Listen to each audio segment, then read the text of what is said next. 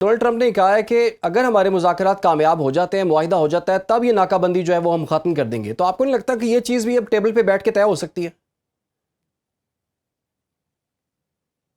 कैसे तय हो सकती है? जो चीज जंग करके वो नहीं ले पाए, वो मुज़ाकराती टेबल पे उनको कैसे मिल सकती है? ये तो ये तो मेरे ख्याल में अजीब सी बात है कि डोनाल्ड ट्रंप कह रहा है कि आई जी मुज़ाकरात की टेबल पे आए आप, क्योंकि मैंने आपके सर पे गन रखी हुई है, मैं डिसाइड करूंगा कि गन बाद में हटानी है या नहीं हटानी है, आप पहले मुज़ाकरात करें। कैसे मुज़ाकरात एक इक्वल बेसिस के ऊपर हो सकते हैं जब एक गन किसी के सर पे रखी हुई हो? मुझे इस चीज के इम्कानात बड़े कम नजर आते हैं। और ऐसा कोई भी अमेरिका और इसराइल भले ही ये चाह रहे होंगे, लेकिन ऐसा कोई भी रीजनेबल इंसान, और ईरानियों को पता है ये बात अच्छी तरीके से, कि पाकिस्तानियों को ये बात अच्छी तरीके से पता है, और पाकिस्तान ने जिस तरीके से बेहतरीन रोल अपना निभाया है मीडिएशन के पूरे प्रोसेस में, तो उनको पूरा ट्रस्ट है कि ये चीज जो है वो अंडरस्टैंडिंग है। और सबको पता है कि ऐसा ऐसा ईरान नहीं करेगा कि वो अपने आप को सरेंडर कर दे। ये तो सरेंडर हुआ ना बेसिकली, कि हाँ जी आपने हमारे ऊपर गन रखी हुई है तो हम आ जाते हैं, बात कर लेते हैं, आप गन बाद में हटा दीजिएगा। अच्छा, ये भी डोनाल्ड ट्रंप ये भी कह रहे हैं कि जी जो ईरान में एक पावर सेंटर्स, आपको ये हम सबको ही पता है कि डिफरेंट है, और वो कहते हैं कि ईरानी क़यादत में एक शिद्दत पसंद ग्रुप है, एक एतदाल पसंद ग्रुप है। तो इसमें जो ईरानी अवाम जो है फंसी हुई है, इसी वजह से कोई डिसीजन नहीं हो पा रहा। इस बात में कितनी सदाकत है? जी यही अगेन वही बातें डोनाल्ड ट्रंप और इसराइल की तरफ से की जा रही हैं कि कोई आईआरजीसी कंट्रोल किया हुआ है और आईआरजीसी ने जो है वो कंट्रोल में रखा हुआ है ईरान को। जबकि सारे लीडरान, सारे सिविलियन लीडरशिप चीख चीख के बोल रही है कि भाई हम एक हैं, हम यूनाइटेड हैं। आप ये सोचे कि एक तरफ से अगर लेट सपोज खतरा है इनको आईआरजीसी से, तो दूसरी तरफ तो अमेरिका से इनको ज्यादा खतरा है, मिसाइलों से इनके लीडर जो है वो मारे जाते हैं। तो ये कैसे लीडर हैं जो आईआरजीसी से डर रहे हैं लेकिन अमेरिकन मिसाइल और इजरायली मिसाइलों से नहीं डर रहे? तो मुझे तो इस बात पे हंसी आती है जब डोनाल्ड ट्रंप कहता है कि डिवाइड है, और यहाँ पे डिवाइड एज सच नजर नहीं आता। किसी भी तरीके का कोई दलील नहीं है डिवाइड का बताने की कि नहीं, डिवाइड देखिए डिवाइड एग्जिस्ट तो करता नज़र है आया ईरान ना के अंदर। जॉन साहब, अमेरिका के डिवाइड अंदर तो हाउएवर हमें नजर आता है कि एक डिवाइड एग्जिस्ट करता है। देखिए वो डिवाइड तो नज़र आया क्या ना नजर जब आया बताएं। अब्बास इराक़ची ने उन्होंने आबनाए हुर्मुज़ खोलने का ऐलान किया, उसके बाद एक बड़ा तबका उनके खिलाफ हो गया। वो तो कहते हैं इससे रिज़ाइन लें, इन्होंने कैसे डिसीजन ले लिया? तो कोई ऐसी ताकत तो पीछे मौजूद है जो कि चाहती थी कि आबनाए हुर्मुज़ ना खुले, और अब्बास इराक़ची ने इसे खोलने का ऐलान कर दिया। तो किसके कहने पर उन्होंने खोला? कौन सा तबका खिलाफ हो गया आप मुझे बताएं। किसी ने स्टेटमेंट दिया, किसी की रिपोर्ट्स हैं, कुछ है, आप मुझे बताएं। नहीं, सोशल मीडिया पे बहुत ऐसी चीज़ें चल रही थी, और आपकी कहा यही जा रहा था कि शायद उनसे इस्तीफ़ा भी शायद तलब कर लिया जाए, क्योंकि इतना गुस्सा पाया जाता है। आप बताएं, चूंकि आप वहां पर मौजूद हैं, ऐसी कोई बात थी वहां पर? नहीं, मैं इसीलिए कह रहा हूँ कौन सी रिपोर्ट्स हैं, मुझे तो कोई रिपोर्ट्स नहीं नजर आ रही किसी का। नहीं, मीडिया, हाँ मीडिया अपने तौर पे जो भी बोले, कोई एंकर अगर बोल दे, कोई अगर एनालिस्ट बोल दे, वो भी मुझे कोई खास कुछ चीज ऐसी नजर नहीं आई कि हुई हो। और अगर ऐसा होता कि आईआरजीसी नहीं चाह रही होती सीज फायर करवाना या नेगोशिएट करवाना, तो कैसे हो सकता है ऐसे कि जो है वो हमले रुक गए और इन्होंने सीज फायर को मेंटेन रखा हुआ अभी तक तो सीज फायर मेंटेन्ड है। ये तो कह रहे थे आईआरजीसी वाले, तो कह रहे थे कि सीज फायर करनी ही नहीं चाहिए, हम लोगों को नेगोशिएट करना ही नहीं चाहिए, अमेरिका तो बड़ा हमला कर रहा है, आप तैयारी का स्पेस दे रहे हैं। इनफैक्ट यहाँ पे जो हार्ड लाइनर्स हैं वो तो ये कह रहे थे कि भाई आप तैयारी का स्पेस दे रहे हैं अमेरिका को, कि अमेरिका तैयारी करके आपके ऊपर एक बड़ा हमला करे। तो मुझे तो ऐसा कुछ नजर नहीं आया। बहरहाल डोनाल्ड ट्रंप और जो भी वहां वहां पे कह रहा है, उससे तो कोई हकीकत हकायक का तो कोई ताल्लुक नहीं अच्छा, है ये जो बताएं ग्राउंड कि पे है, जो मैं देख इस रहा हूँ। वक्त ईरान में डिसीजंस कौन ले रहा है? कौन सी पावर ले रही है? कौन सी अथॉरिटी ले रही है? कौन सी शख्सियत ले रही है? इस वक्त डिसीजंस कंबाइंड कलेक्टिवली लिए जा रहे हैं नेशनल सिक्योरिटी काउंसिल की तरफ से, और जो मुश्तबा खामनाई साहब हैं वो डिसीजंस ले रहे हैं इस वक्त। वो सबको ऑन बोर्ड लाके सबके साथ जो जो कंसेंसस है सारे तमाम फरीकैन का, बिल्कुल डिवाइड उस सेंस में है कि प्रिंसिपलिस्ट हैं और रिफॉर्मिस्ट हैं। कुछ लोग कहते हैं मुज़ाकरात नहीं करने चाहिए, कुछ लोग कहते हैं मुज़ाकरात करने चाहिए। लेकिन पॉलिटिक्स में तो ऐसा चलता रहता है, हर मुल्क के अंदर ऐसा होता है। बहरहाल हमने ये भी देखा कि पब्लिकली भी स्टेटमेंट्स नजर आए हमको। रजाई साहब फॉर एग्जांपल, उन्होंने कहा कि जी मुझे लगता है कि नेगोशिएशंस में ईरान को नहीं जाना चाहिए।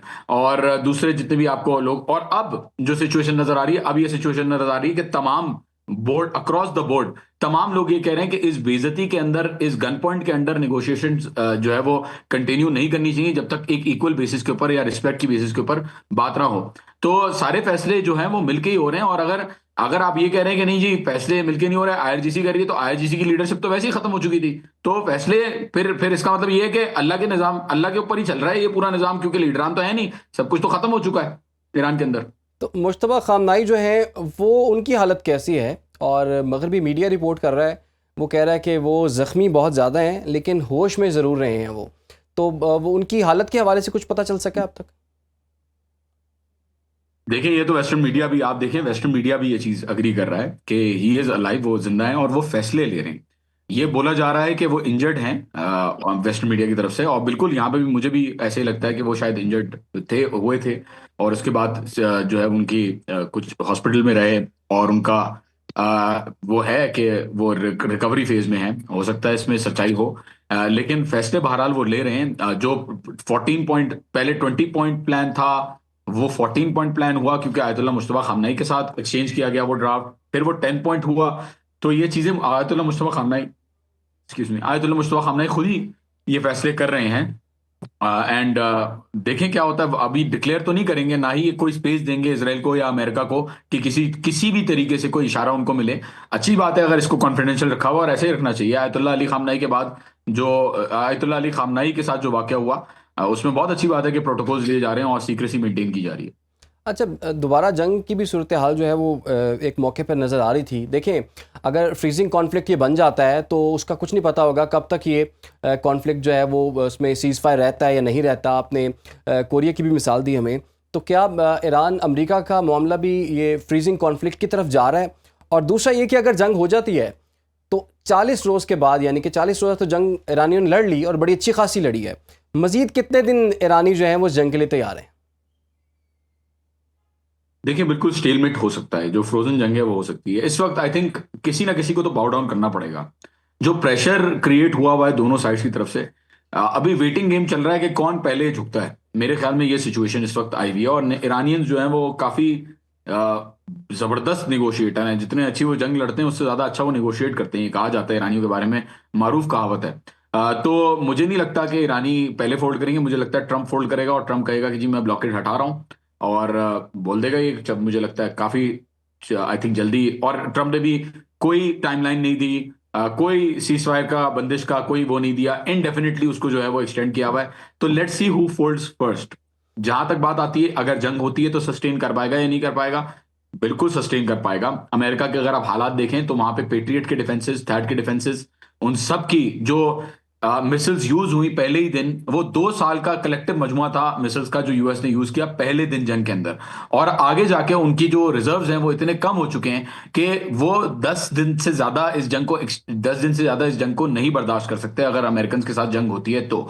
और जो ओवरऑल इकोनॉमिक हालात जो क्रिएट कर दिए हैं अमेरिका के लिए, और आई थिंक यहाँ पे जिस तरीके का प्रेशर अमेरिका के ऊपर उनके एलाइज की तरफ से आ रहा है, आई थिंक उस जुमरे में भी अगर देखें तो अमेरिका ज्यादा देर तक इस चीज को नहीं चला पाएगा। जबकि ईरान के पास अपने ड्रोन्स की कैपेबिलिटी यूएस के एस्टिमेट्स के अकॉर्डिंग 40% से जायद है। मिसाइल्स जो है वो 50% से जायद हैं। लॉन्चर्स उन्होंने दोबारा अपने रिफर्बिश करके लगा दिए हैं। जो जो स्टॉक पाइल था, जो नीचे दबा हुआ था, उसको दोबारा निकाल के, वो तो किसी को नहीं पता कि कितना स्टॉक पाइल है क्या नहीं है, उसको दोबारा जो है वो ईरान ने एंगेज कर लिया है। तो ईरान तो डेफिनेटली इस जंग को उससे ज्यादा खेच सकता है जितना यूएस इस जंग को खेच सकता है। तो इसमें कोई दो राय नहीं है मेरे ख्याल में। अच्छा, एक राय ये भी है कि ये ईरान के पास गोल्डन अपॉर्चुनिटी है कि अपने जितने भी कॉन्फ्लिक्टिंग इश्यूज हैं ना वो टेबल पे हल कर सकता है, और उसको ये मौका जो है, एक अपॉर्चुनिटी जो है वो मिली हुई है। कहीं